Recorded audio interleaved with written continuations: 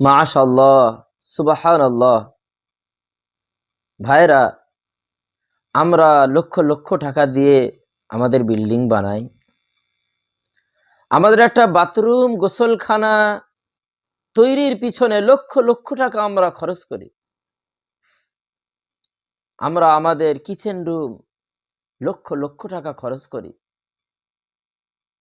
কিন্তু আমার এই ভাই দেখেন, কোরআনুল করিম রাখার জন্য, ইসলামিক কিতাব রাখার জন্য তার ঘরের ভিতরে একটা আলাদা পার্সোনাল কত সুন্দর করে জায়গা বানিয়েছে।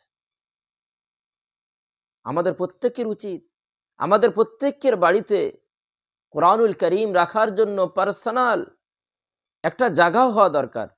ইসলামিক কিতাব হাদিস রাখার জন্য পার্সোনাল একটা জায়গা হওয়া দরকার, যে জায়গাতে আমরা কোরআনুল করিমকে সংরক্ষণ রাখবো, হেফাজতে রাখবো, যাতে কোনো বিয়াদবি না হয়।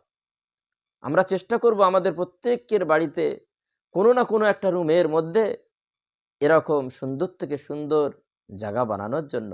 আর এই ভাইয়ের জন্য আমরা অবশ্যই একটা লাইক করে যাব, শেয়ার করে সবাইকে আমরা শেখার সুযোগ করে দেব, জানিয়ে দেব যে সারা পৃথিবীর মুসলমান সবার জন্য উচিত যে কোরআনুল করিম রাখার জন্য, হাদিসের কিতাব রাখার জন্য, ইসলামিক কিতাব রাখার জন্য এমন সুন্দর থেকে সুন্দর আলমারি আমাদের প্রত্যেকের বাড়িতে যেন করা হয়।